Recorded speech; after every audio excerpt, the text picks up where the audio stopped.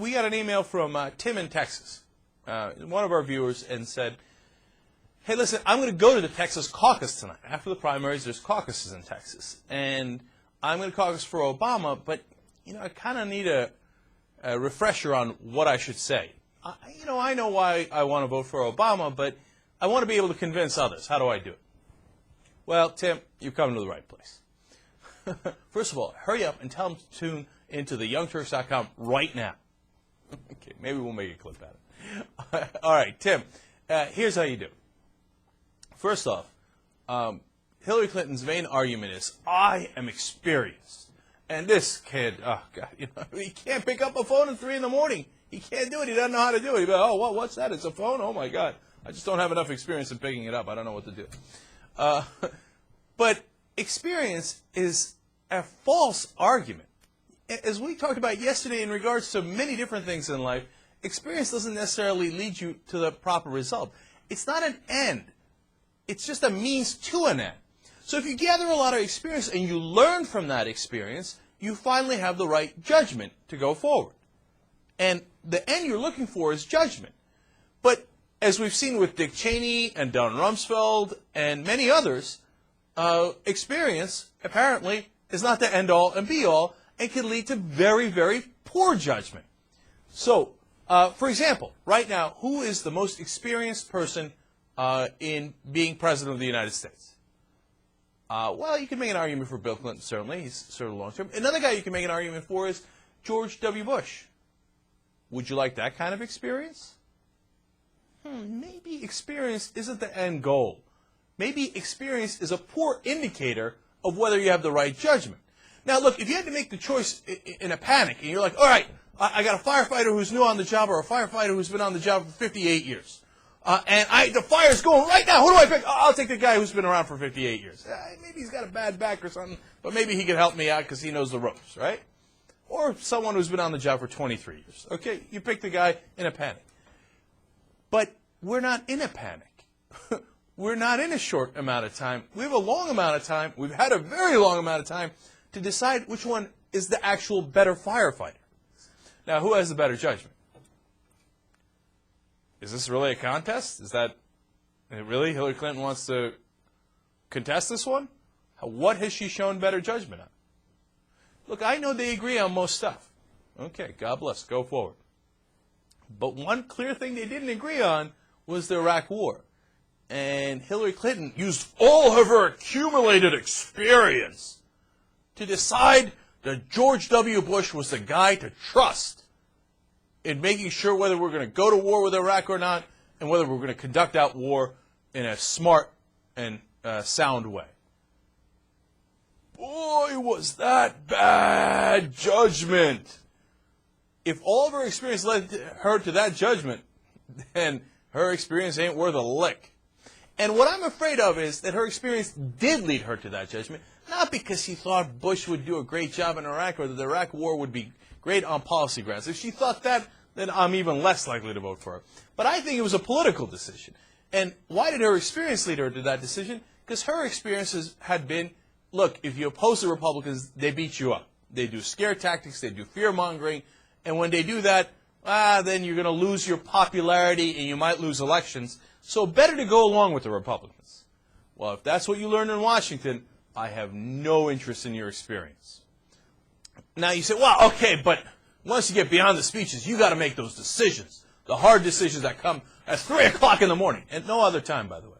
They never make decisions at 3 in the afternoon or 10 in the morning. It's always 3 in the morning that the phone rings, and you got to make that decision. And can Barack Obama make that decision? But then we go back to the judgment issue. He already made the decisions, and he was right. Hillary Clinton made the decisions about Iraq and foreign policy, and she was wrong. All right, so that's one. Then you say domestic foreign policy. Let's talk a little policy. In foreign policy, again, you have the Iraq debacle for Hillary Clinton. You have the Obama being right on that. But more importantly for me, you look at the nitty-gritty of it. You look at Afghanistan and Pakistan, and Obama says, I want to concentrate on making sure we go after Al-Qaeda, our actual real enemy here, the people who actually hit us on 9/11. I love that focus. And Hillary Clinton honestly doesn't do that. She doesn't talk about Al-Qaeda and Afghanistan and Pakistan and Osama bin Laden nearly as much as Barack Obama does. It's part and parcel of her buying into, as usual, the Republican framing, which is Al-Qaeda. No. We got to do nation. We got to go to Iraq. We got to go to Iran. It's about the nations, and we can't go and bomb. You can't bomb Pakistan. Except we just did, and we killed one of the top Al-Qaeda guys, and there was no repercussions. So Obama again was right about Pakistan, right about the priorities, and he talks about the loose nukes in Russia. Loose nukes are the ones that can actually hurt us, right? Hillary Clinton almost never talks about that.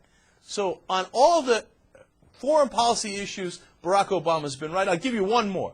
Should we negotiate and have meetings with our enemies? Hillary Clinton couldn't be more wrong. No, we should be like George Bush and make sure that there are preconditions. You know what that's a way of saying? That's a way of saying I'm never going to negotiate with them. Because if you go to somebody and say, all right, I want $20,000 for this car, and my precondition for negotiating on the car is that you give me $20,000. Well, then you're never going to negotiate on the car. You're never going to talk on the car, about the car, because you're saying, I don't want negotiations. I just want you to agree with me before we even start talking. That's the George Bush model. I got no interest in that model. I'm interested in the Obama model. And by the way, the model that the United States of America has been using through Kennedy and even Nixon, when he went to talk to China, Reagan, Carter, George H.W. Bush, Bill Clinton, they all talked to our enemies, and they got us great deals. And they caused the collapse of the Soviet Union, the evil empire. Hillary Clinton doesn't want to do that. She's mainly because, not that she doesn't want to do it, but she thinks it's bad politics. Why? Because she thinks the Republicans are right. And that's the biggest problem. That leads to domestic policy. And in domestic policy, I think the number one issue is this public financing of campaigns. Because until you get the money and the lobbyists and the special interests out of these issues, they're going to hack us to death on all of the domestic priorities. Health care, energy, you name it, and the lobbyists are going to go to work and get their job done, and we're not going to be able to.